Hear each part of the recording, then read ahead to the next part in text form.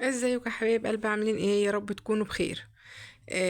عملت النهارده كده، كان عندي حته لحمه مفرومه كده من اللي انا كنت مجهزاها وعيناها. بس كنت عيناها كده ايه، لحمه زي ما هي، فقلت خلاص هعمل داوود باشا، بس هعمل معاها ايه، شويه فاصوليا كده احطها فيها بدل ما تبقى داوود باشا صلصه بس. حمرت كده شويه بصلايه كده، ونزلت عليها بالطماطم مضروبه في الخلاط او انت مسبكاها. ده كانت عندي طماطم في التلاجة كده، كانت مستويه شويه، فقلت ايه اضربها يعني بدل ما تخسر حرام.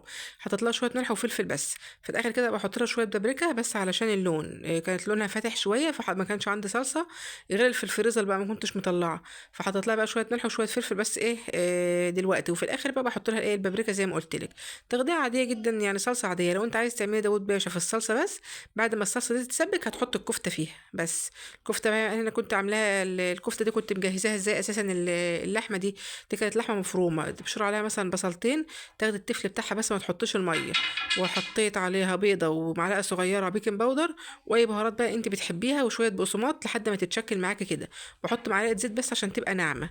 يبقى انا حطيت يبقى اللحمه اللحمة عليها البصلتين المبشورين، تاخدي البشر بس ما تاخديش المية بتاعتها.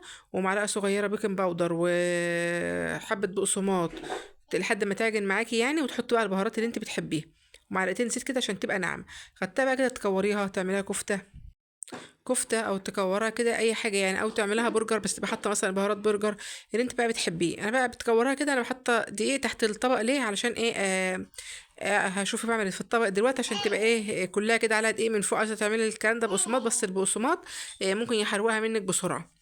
انا بعملها كده عشان تبقى ايه بتديها زي كفر كده مقرمش سنه من بره، بتبقى حلوه يعني قبل ما تحطها كده في الطبيخ يعني اللي انت هتعمليه. تقدري تعملها برضو في بطاطس يعني، تقدري تعملي مكعبات بطاطس وتعمليها فيه. تقدري تعملي الفاصوليا زي ما انا هعمل، تقدري تعملي لوبيا، تقدري تعمليها في صلصه بس يعني، اللي بقى اللي انتوا بتحبوه تفضلوا. انا كده كده كنت عايزه اعمل نوع خضار يعني، فقلت خلاص هعمل دي فيها بدل ما اعمل كفته والخضار وكده. لا خلاص انا هعملها بالطريقه دي، اللي برضو بيحبوا دي. عملتها بقى كده، انا مش حتى مش هاخد كميه اللحمه كلها، حسيت ان يعني ايه كده هيبقى كفايه عليهم يعني، عشان مش بياكلوا بقى الحاجه بايته. تعملي برضو الحاجه زي ما قلنا على قد الفطار بس. كده كده محدش بيرجع ياكل الاكل ده تاني، بتسحروا اكل خفيف، حرام يعني، الاكل حرام. عايزه انت تخلي الباقي كله كور كده وتدخليه الفريزر عادي، بيدخل برضو عادي لو انت عايزه تسهلي على نفسك المره الجايه. بص بقى، بهز الطبق يمين وشمال كده، تبقى الكوره ايه متغلفه دقيق. قبل ما احطها دي معلقه سمنه، حطيت معلقه سمنه كده تسيح، وبنفضها سنه من على الدقيق كده في الطبق، وبعدين احطها. بص تحط برضو واحده واحده عشان ما تخليش الطاسه تبرد منك والكفته تفك منك او تنزل معاكي ميه. الزيت اللي انت تحطيه او معلقه السمنه اللي انت هتحطيها، تقدر برضو تحط معلقه زيت على معلقه على مكعب زبده او مكعبين زبده، بتبقى حلوه برضو. انا حطيت معلقه سمنه كده عاديه من اللي احنا بنجيبها عادي بتاعه المحلات دي، مش زبده، سمنه عاديه. حطيتها كده لما تسخن قوي، لازم تسخن منك قوي. وبعدين تحط كده، وبعدين لما تيجي تقلبيها في الاول ما تقلبهاش بالمعلقه او بحاجه، لازم تهز الطاسه كده، تهز الطاسه كده، عشان خاطر لو المعلقه او الشوكه ممكن تخليها تتكسر منك او تفتح منك كده. ولما تيجي تقلبها بالراحه كده كانك بتنطري كده، ما تخليش المعلقه او الشوكه لازقه عليها قوي، علشان ما تفتحهاش معاك. اللي ورا بقى دي كانت الصلصه بتاعت الفاصوليا، كانت لسه بتتسبك بقى، واطلع لها كيس الفاصوليا كان عندي كيس ونص كده حسيت ان الكفته دي ما فيهاش دهن كتير، مش منزله حاجه، فحطيت لها معلقه سمنه كمان. كان عندي كيس ونص فاصوليا كده في الفريزر، كنت واخده نص مره في حاجه وباقي حاجه حطيتهم يعني ايه. حتى بص لازم يطلع متلج، الحاجه لازم تطلع معاك متلجه كده. ما ينفعش تطلعي خضار من الفريزر يفك وبعدين تحطيها، هيبقى ميه معاك ويبقى طعمه مش حلو. حطيت هنا كيس، وكان باقي هنا حته في الكيس التاني ده حطيتها هي كمان، يا ريتني ما حطيتها عشان ايه بقى طبعا زي ما هي.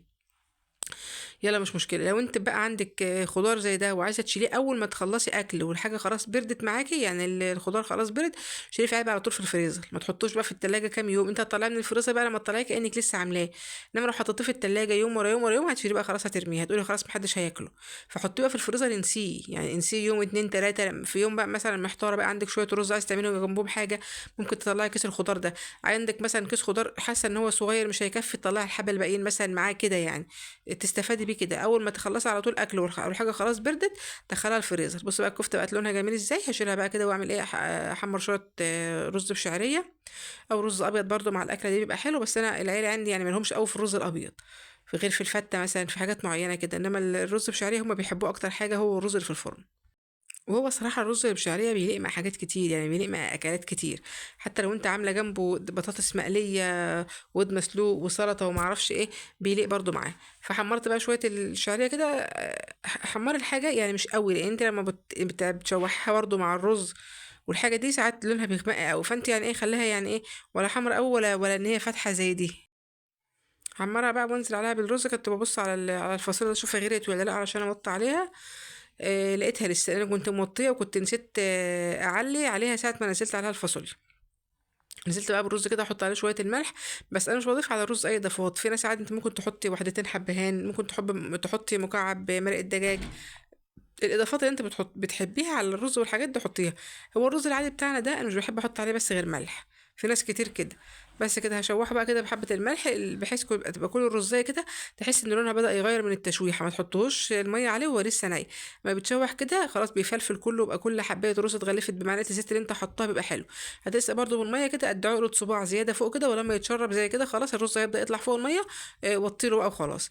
كان الفاصوليا بقى كده خلاص دخلت على سوا، والرز هنا كان خلاص استوى. دخلت على سوا يعني خلاص.